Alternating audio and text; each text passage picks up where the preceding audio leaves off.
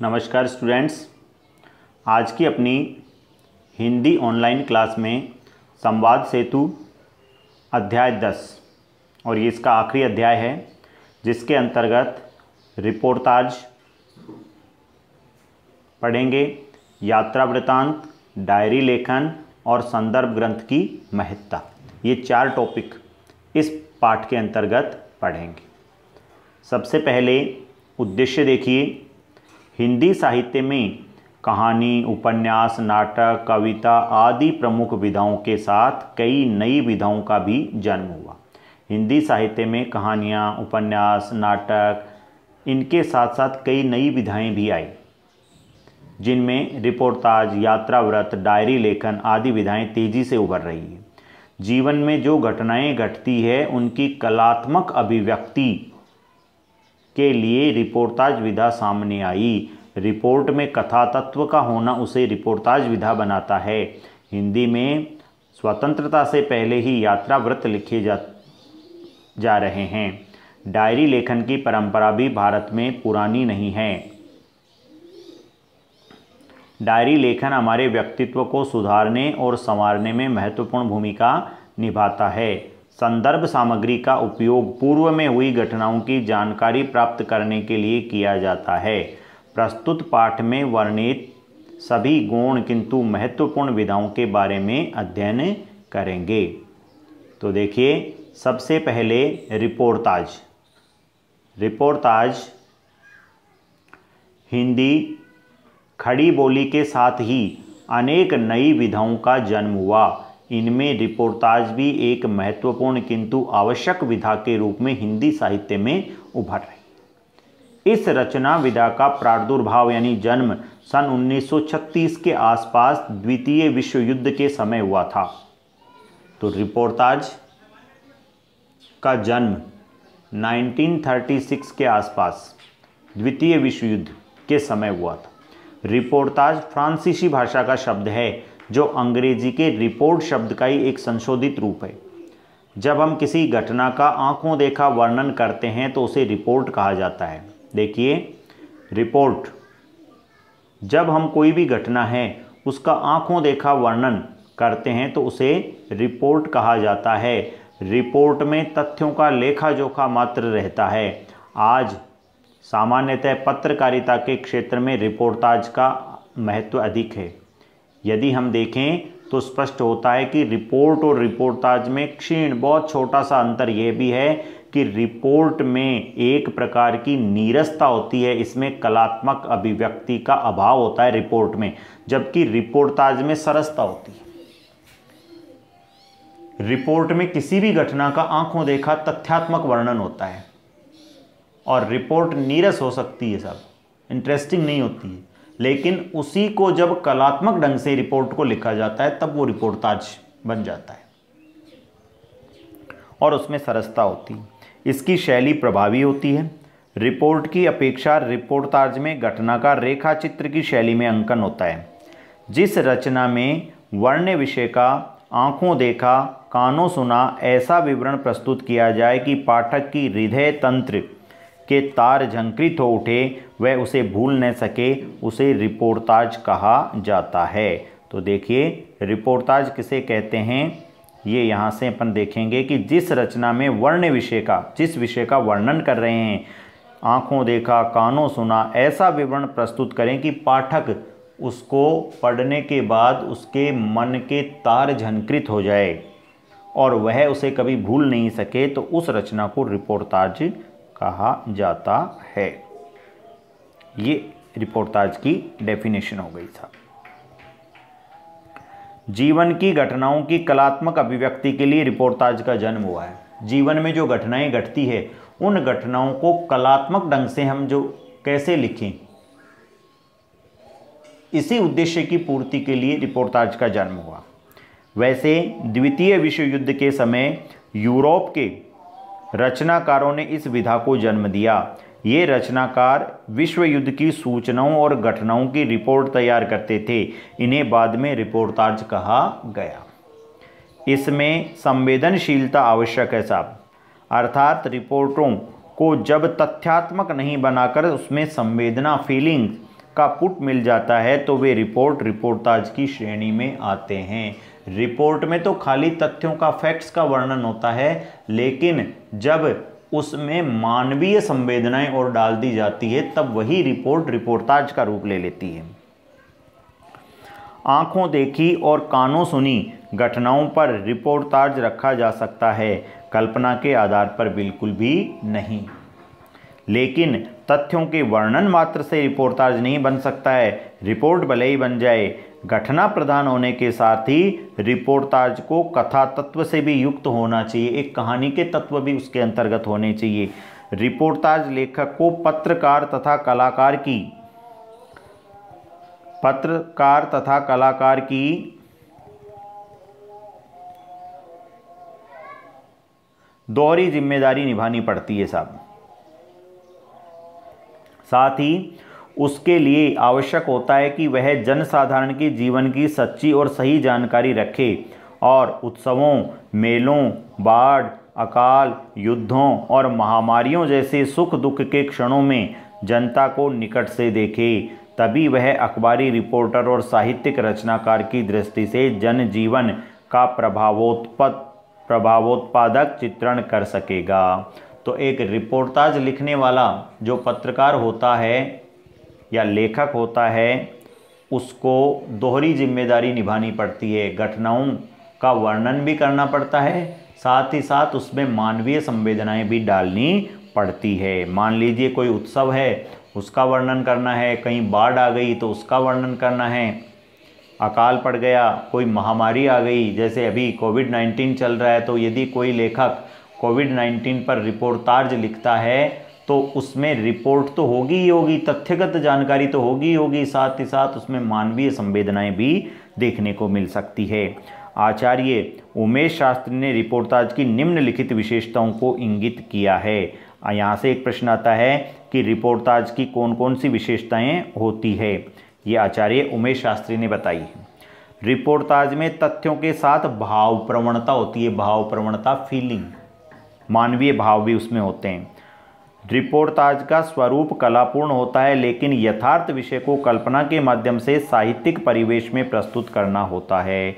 Reportage एक कलात्मक स्वरूप में होता है, लेकिन यथार्थ यानी वास्तविक विषय को कल्पना के माध्यम से साहित्यिक परिवेश में प्रस्तुत करना होता है। रिपोर्टाज में मुख्यतः घटना होती है। घटना का काल्पनिक अथवा यथार्थ परक होना लेखक पर निर्भर करता है साहब, वो कैसे उसको करता है। घटना को कथात्मक रूप में प्रस्तुत किया जाता है। इस विधा की कोई सीमा नहीं है, कोई शब्द सीमा नहीं है, कितना ही बड़ा हो सकता है ये। रिपोर्टाज में बाह्य स्वरूप की अभिव्यक्ति अधिक और आंतरिक स्वरूप की कम होती है। जनजीवन की प्रभावकारी परिस्थिति का चित्रण होने के साथ ऐतिहासिकता के लिए प्रमाण भी इसमें अपेक्षित हैं साहब, जरूरी है।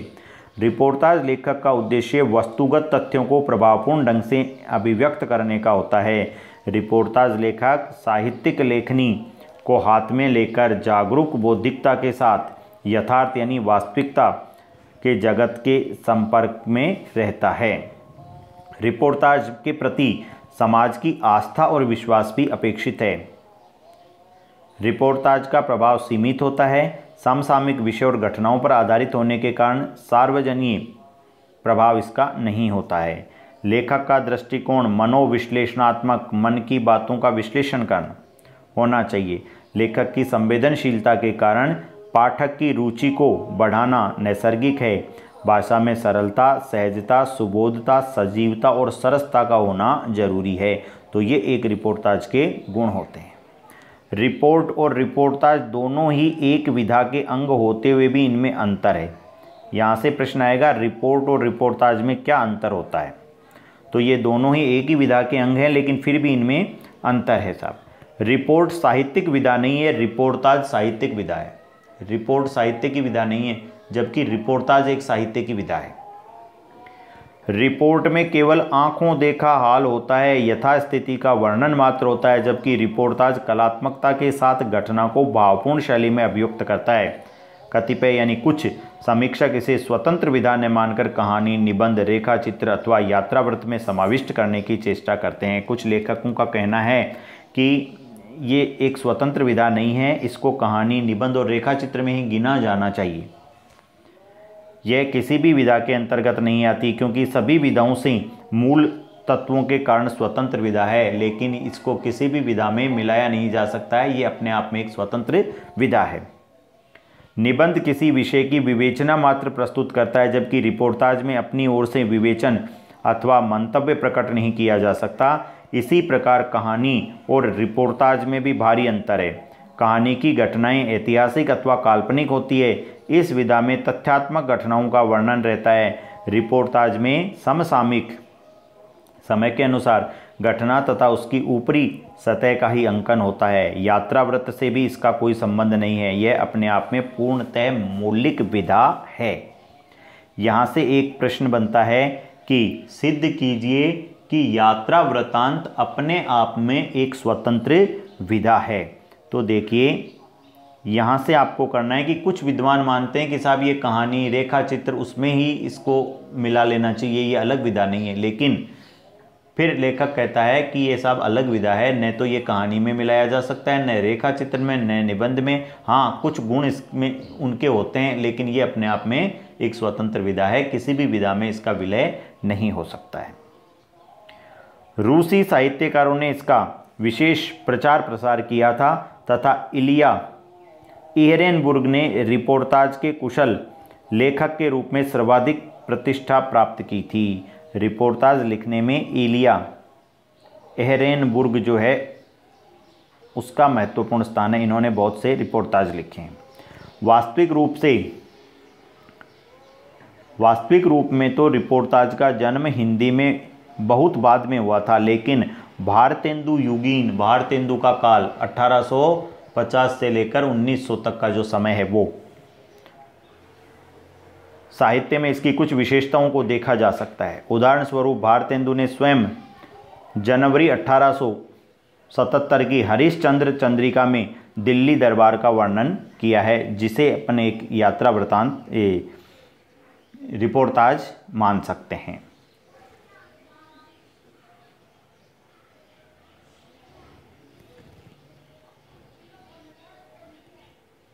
आगे देखिए, जिसमें रिपोर्टाज के कुछ गुण दिखाई देते हैं। हिंदी में रिपोर्टाज लेखन की सायास परंपरा शिवदान सिंह चौहान की रचना लक्ष्मीपुरा, जो रूपाब पत्रिका में दिसंबर 1938 में छपी थी। देखो, भारतेंदु काल की जो रचनाएं हैं उनमें तो अनायास ही वो गुण मिल रहे हैं, लेकिन प्रयास के साथ रिपोर्टाज लिखने की परंपरा जो है वो शिवदान सिंह चौहान की एक रचना है लक्ष्मीपुरा, जो रूपाब नामक पत्रिका में 1938 में प्रकाशित हुई थी, वहां से मानी जाती है। इस रचना के प्रकाशन से अनेक पत्र पत्रिकाओं ने इस विधा को महत्व दिया। तत्कालीन साहित्यिक पत्र हंस में रिपोर्टाज साहित्य का प्रकाशन होने लगा। धीरे धीरे इस पत्र में समाचार और विचार शीर्षक से स्थायी स्तंभ हो गया और इस कॉलम में नए प्रयोगों के साथ रिपोर्टाज साहित्य छपने लगा। इन स्तंभों के अंतर्गत रिपोर्टाज प्रकाशित हुए। उनमें मौत के खिलाफ जिंदगी की लड़ाई ने आशातीत सफलता प्राप्त की थी। ये रिपोर्टाज का नाम है, मौत के खिलाफ जिंदगी की लड़ाई। रिपोर्टाज के विषय अकाल की काली छाया, बाढ़ के विनाशकारी दृश्य, अग्निकांड से झुलसती जिंदगी, दुर्घटनाओं से सिसकती जिंदगी, अट्टालिकाओं के नीचे टूटती जिंदगी, सिसकते हुए श्वास, रोंदी हुई चेतना आदि ये शीर्षक है। ऐसे रोमांचकारी यथा तथ्य वर्णनों से पाठकगण अत्यंत प्रभावित हुआ और इस विधा के प्रति सहज रूप से लोगों का आकर्षण बढ़ा। बंगाल के दुर्भिक्ष कहते हैं अकाल तथा महामारी के संदर्भ में रांगे राघव द्वारा लिखा गया विशाल भारत रिपोर्टाज अपनी मार्मिक अभिव्यंजना के कारण बहुत ही चर्चित हुआ था। अकालग्रस्त क्षेत्र में पहुंचकर उन्होंने पूंजीपतियों, व्यापारियों, मुनाफाखोरों और अमानवीय कृत्यों और भूख से बिलबिलाते नर कंकालों पर जो मर्मस्पर्शी रिपोर्टाज लिखे हुए आगे चलकर तूफानों के बीच एक उनकी रचना थी, उसमें संकलित और प्रकाशित हुए थे। हिंदी रिपोर्टाज साहित्यकारों में शिवदान सिंह चौहान, प्रकाश चंद्र गुप्त, रांगे राघव, उपेंद्र नाथ अश्क, रामनारायण उपाध्याय, बदंत आनंद कौशल्यायन, शिव सागर मिश्र, कन्हैयालाल मिश्र प्रभाकर, शमशेर बहादुर सिंह, धर्मवीर भारती, डॉक्टर भगवत शरण उपाध्याय, फणीश्वरनाथ रेणु, निर्मल वर्मा, विवेकी राय, कैलाश नारद, जगदीश प्रसाद चतुर्वेदी, श्रीकांत वर्मा, कमलेश्वर, राजेंद्र यादव, शरद जोशी, गंगा प्रसाद शास्त्री एवं प्रभाकर माचवे आदि उल्लेखनीय नाम है। यहाँ से एक प्रश्न आएगा, हिंदी साहित्य में जो रिपोर्टाज लिखने वाले लेखक हैं वो कौन कौन से हैं? ये इतने सारे हैं साहब। प्रकाश चंद्र गुप्त, उपेंद्र नाथ अश्क तथा रामनारायण उपाध्याय ने अपने रिपोर्टाज के स्वतंत्र संग्रह प्रकाशित करने के स्थान पर उन्हें अपनी अन्य विषयक कृतियों में संकलित कर दिया। प्रकाश चंद्र गुप्त ने घटना प्रधान रिपोर्टाज लिखे हैं जो उनके रेखाचित्र में संग्रहित थे। स्वराज भवन, अल्मोड़े का बाजार और बंगाल का अकाल उनके उल्लेखनीय रिपोर्टाज हैं। उपेंद्र नाथ अश्क ने रिपोर्टाज रेखाएं और चित्र 1955 में संकलित है। पहाड़ों में प्रेममय संगीत उनका उल्लेखनीय कथात्मक रिपोर्टाज है जिसमें पहाड़ी गीतों के प्रतिपाद्य विषय प्रेम पर अत्यंत ज्ञानवर्धक सामग्री जुटाई गई है। रामनारायण उपाध्याय ने के रिपोर्टाज उनके व्यंग्यात्मक निबंधों के संग्रह गरीब और अमीर पुस्तकें 1957 में संग्रहित है। नववर्षांक समारोह में उनका एक अत्यंत उत्कृष्ट रिपोर्टाज है जिसमें जन्मदिन समारोह, अभिनंदन समारोह, ग्रंथ विमोचन समारोह आदि के पैटर्न पर आयोजित पत्रिकाओं के नववर्षांक समारोह की अच्छी खबर ली गई है। तो ये कुछ भारतीय रिपोर्टाज और उनके लेखकों के नाम। रिपोर्टाज लेखन की विधा में कुछ अन्य उल्लेखनीय हस्ताक्षर, कुछ और लोग भी हैं लेखक जिन्होंने लिखे हैं। बदंत आनंद कोसालैन का रिपोर्टाज है देश की मिट्टी बुलाती है। शिव सागर मिश्र, वे लड़ेंगे 1000 साल, ये इनकी रिपोर्टाज का नाम है। डॉक्टर धर्मवीर भारती, युद्ध यात्रा। कन्हैयालाल मिश्र प्रभाकर, क्षण बोले कण मुस्काए। शमशेर बहादुर सिंह, प्लाट का मोर्चा। श्रीकांत वर्मा, अपोलो का रथ। फणीश्वरनाथ रेणु, ऋण जल धन जल, ये बाढ़ के ऊपर लिखा गया है और अकाल पर। हिंदी का अधिकतर रिपोर्टाज साहित्य पत्र पत्रिकाओं में प्रकाशित हुआ है। नया पथ, ज्ञानोदय, कल्पना, माध्यम, साप्ताहिक, हिंदुस्तान, धर्मयुग, दिनमान आदि पत्रिकाओं में समय समय पर अनेक महत्वपूर्ण रिपोर्टाज प्रकाशित हुए हैं। धीरे धीरे इस विधा में सुधार हो रहा है। उपर्युक्त के अलावा प्रभाकर माचवे तथा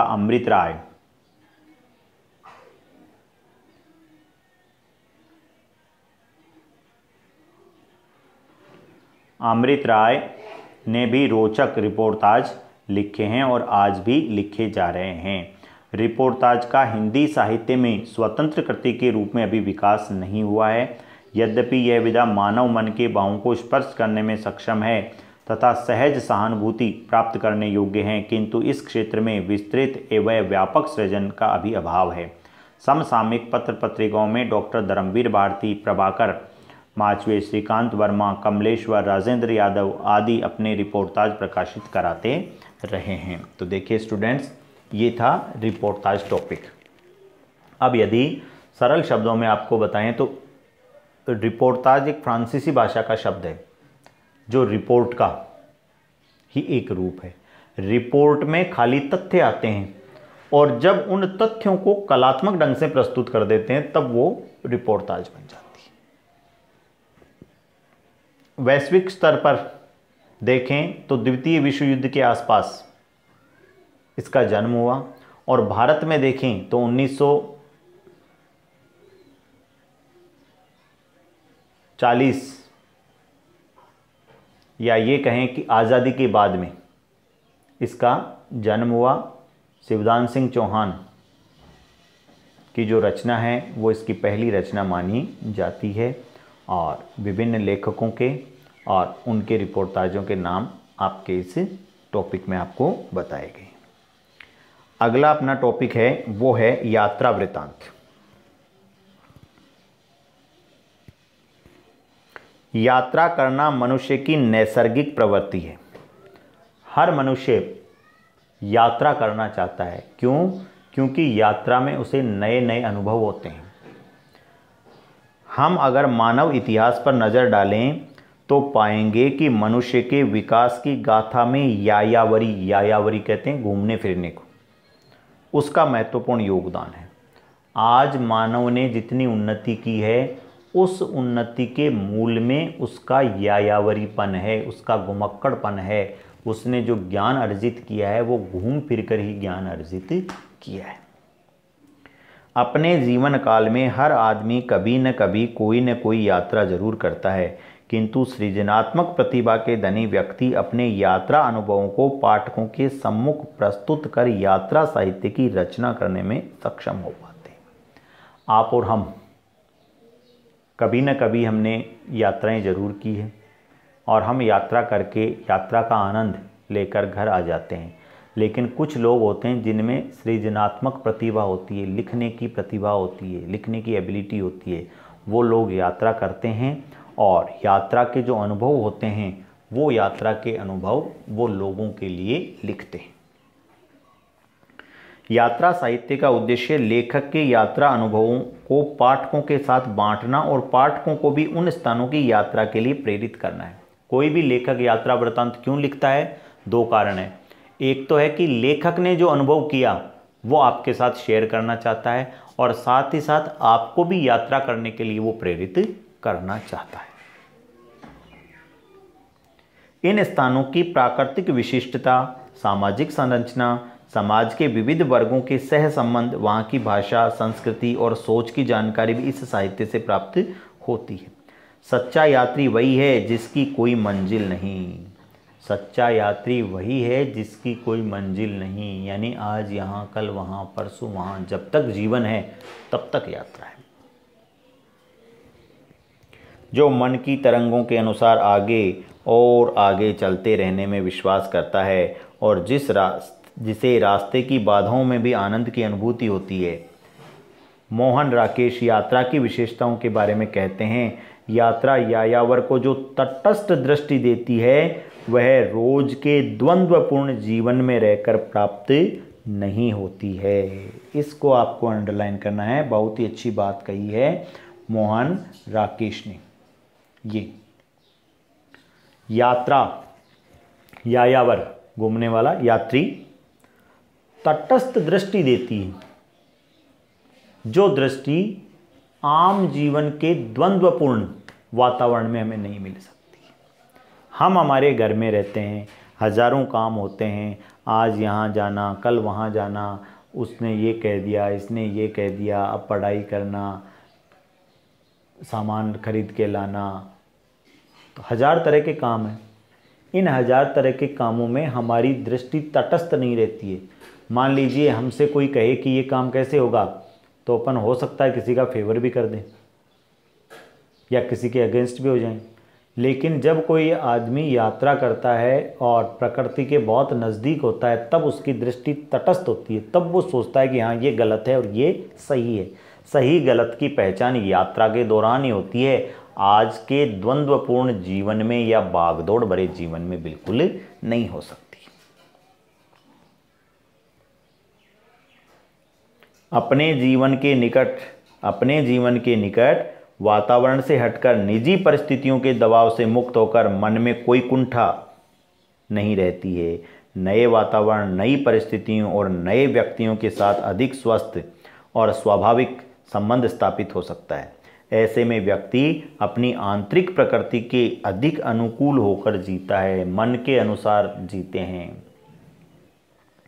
अधिक उन्मुक्त स्वतंत्र भाव से अपने को नए अनुभवों के बीच खुला छोड़ सकता है। उस खुलेपन से उसमें नैतिकता के मानदंड बदल जाते हैं। हम घर पर रहकर इस भागदौड़ भरे जीवन में हो सकता है कि कुछ निर्णय गलत हो जाए, नैतिकता के मानदंड हमारे गलत हो जाए, लेकिन वहाँ जब हम घूमने जाते हैं तब कोई अपना नहीं, कोई पराया नहीं, कोई लाभ हानि का डर नहीं, मन बिल्कुल खुला उन्मुक्त है। सोचने समझने की जो शक्ति है वास्तव में वो हृदय के बहुत नज़दीक होती है।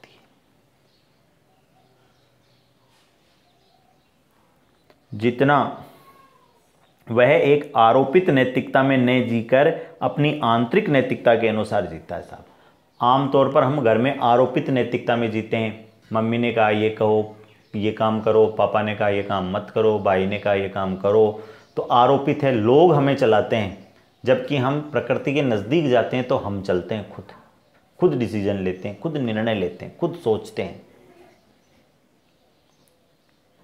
जितना थोड़ा सा भी समय इस रूप में जी लेता है वह साधारण रूप में जिए गए कई वर्षों की तुलना में अधिक सार्थक प्रतीत होता है। एक साल में 365 दिन होते हैं, 360 दिन का तो आपका द्वंद्वपूर्ण जीवन है। 5 दिन आपने यात्रा कर ली तो वो 360 दिनों की जो थकान है वो 5 दिन की यात्रा वो थकान भुला देती है, मिटा देती है।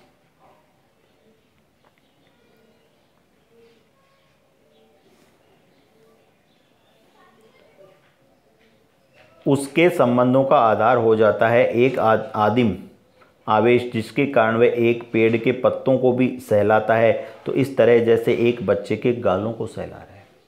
और जब हम घूमने जाते हैं मन इतना कोमल, इतना निर्मल, इतना निष्पाप हो जाता है कि एक पेड़ की पत्ती के भी हम हाथ लगाते हैं तो उसको हम इस प्रकार सहलाते हैं जैसे बच्चे के गालों को सहला रहे हैं। यानी मन में सरलता, सौम्यता और कोमलता का वास हो जाता है। ढलान के मोड़ पर जमे एक पत्थर को भी थपथपाता है, तो इस तरह जैसे घर के एक पालतू जानवर को थपथपा रहा हो।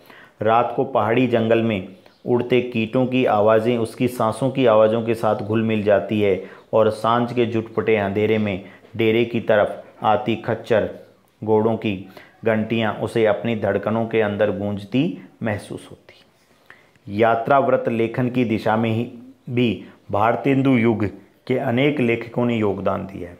अब यात्रा वृत्तांत का इतिहास क्या रहा है वो देखिए। भारतेंदु युग से यात्रा वृत्तांत लिखे गए हैं। हरिश्चंद्र ने यात्रा व्रत विषयक अनेक रचनाएं लिखी, कवि वचन सुधा में के अंकों में प्रकाशित हुए। इनमें सरयू पार की यात्रा, लखनऊ की यात्रा और हरिद्वार की यात्रा उल्लेखनीय है। इन यात्रा वृत्तांतों की भाषा व्यंग्यपूर्ण है और शैली बड़ी रोचक और सजीव है।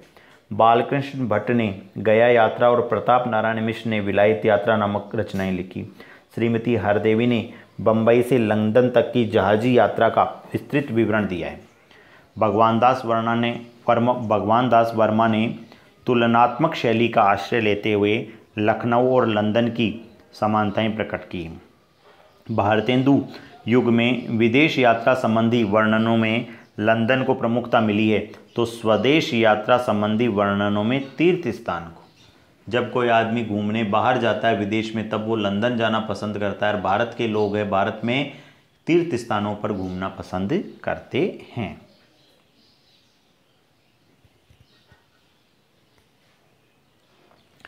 यात्रा वृत्तांत हिंदी साहित्य के हर युग में लिखे गए हैं। द्विवेदी युग में भी लिखे गए हैं। स्वामी मंगलानंद ने मॉरिशस यात्रा, श्रीधर पाठक ने देहरादून शिमला यात्रा, उमा नेहरू ने युद्ध क्षेत्र की सैर और लोचन प्रसाद पांडे ने हमारी यात्रा नामक यात्रा वृत्तांत लिखे हैं। देवी प्रसाद खत्री, गोपाल राम गहमरी, गदाधर सिंह, स्वामी सत्यदेव परिव्राजक की रचनाएं विशेष रूप से उल्लेखनीय हैं। स्वामी सत्यदेव परिव्राजक कृत मेरी कैलाश यात्रा 1915, अमेरिका दर्शन 1911 महत्वपूर्ण है। उन्होंने सन 1936 में यात्रा मित्र नामक पुस्तक लिखी जो यात्रा साहित्य के महत्व को स्थापित करती है। मेरी कैलाश यात्रा में लेखक ने काठगोदाम से तिब्बत तक की यात्रा का विवरण प्रस्तुत किया है। कैलाश मानसरोवर तथा हिमालय के मनमोहक प्राकृतिक सौंदर्य का चित्रण इस कृति की उल्लेखनीय विशेषता है। स्वतंत्रता पूर्व युग में यात्रा साहित्य के विकास में राहुल सांकृत्यायन का विशेष योगदान है। वे पक्के घुमक्कड़ थे, खूब घूमते फिरते थे और उनके जीवन का बहुत बड़ा भाग घूमने फिरने में व्यतीत हो गया। इतिवृत्त प्रधान शैली के उपरांत भी गुणवत्ता और परिमाण की दृष्टि से इनके यात्रा वृत्तांतों की तुलना में कोई दूसरा लेखक नहीं ठहरता है। उन्होंने तिब्बत में 1.25 वर्ष, मेरी यूरोप यात्रा, मेरी तिब्बत यात्रा शीर्षक यात्रा वृत्तांत लिखे हैं। मेरी यूरोप यात्रा में यूरोप के दर्शनीय स्थलों के अतिरिक्त कैम्ब्रिज और ऑक्सफोर्ड विश्वविद्यालयों के रोचक व्रत भी उन्होंने प्रस्तुत किए हैं। 1948 में इन्होंने घुमक्कड़ शास्त्र नामक ग्रंथ की रचना की जिससे यात्रा करने की कला को सीखा जा सकता है। राहुल सांकृत्यायन के बाद यात्रा साहित्य के प्रमुख हस्ताक्षर है अगे सच्चिदानंद हीरानंद वात्स्यन। अगे पूरा नाम है इनका। अगे अपने यात्रा साहित्य को यात्रा संस्मरण कहना पसंद करते थे। अरे यायावर याद रहेगा 1953 में लिखा। एक बूंद सहसा उछली 1960 उनके द्वारा लिखित प्रमुख यात्रा संबंधी पुस्तकें हैं। पहली पुस्तक में उनके भारत में की गई यात्राओं का वर्णन है तो दूसरी पुस्तक में विदेशों में की गई यात्राओं का वर्णन है। निर्मल वर्मा के यात्रा वृतांत चीड़ों पर चांदनी में यूरोप के विभिन्न शहरों की यात्राओं के दर्शन होते हैं। यात्रा वृत्तों को एक और नई उपलब्धि देने वाले मोहन राकेश भी हैं। इनके द्वारा रचित आखिरी चट्टान 10वीं में आपने पढ़ा था, वो उल्लेखनीय है। इनके यात्रा साहित्य में साहित्य की सी रोचकता है। मुनि कांति सागर की कृतियों, खोज की पगडंडियों, खंडहरों का वैभव में इनके द्वारा मूर्तियों की खोज के लिए की गई यात्राओं का वर्णन है। यात्रा वृत्तांत संबंधी साहित्य का मूल्यांकन करने पर ज्ञात होता है कि विदेश भ्रमण संबंधी ग्रंथों की तुलना में भारत भ्रमण संबंधी ग्रंथ कम प्रकाशित हुए हैं। लोग विदेश ज़्यादा घूमना पसंद करते हैं, इसलिए मनुष्य में विदेशों में भ्रमण कर वहाँ के अद्भुत दृश्य, पदार्थ, प्रथा, जीवन मूल्य आदि को देखने समझने की जितनी तीव्र इच्छा होती है उतनी अपने देश में भ्रमण करने की नहीं होती है। प्राकृतिक सौंदर्य का निरूपण हिंदी के यात्रावृत्त साहित्य की एक अन्य प्रमुख कृति है। इसलिए प्रकृति और मनुष्य का अनादिकाल से अटूट संबंध रहा है। हिम आच्छादित बर्फ से ढके हुए पहाड़ों की चोटियाँ, कलरव करते झरने, शंखनाद करते प्रपात कहते हैं झरनों को ही, प्रतिपल अपनी छटा बदलने वाले मेघ, चित्ताकर्षक मन को आकर्षक रंगों वाले पुष्पों से लदी क्यारियाँ आदि को अतृप्त नेत्रों से निहारते रहना तथा कंटकाकीर्ण कांटों से भरे दुर्गम रास्तों पर चलते हुए अचानक सुरम्य घाटियों में पहुंच जाना मनुष्य का सहज स्वभाव है। शैली शिल्प की दृष्टि से इस युग के लेखकों में नानाविध प्रयोगों की प्रवृत्ति लक्षित होती है।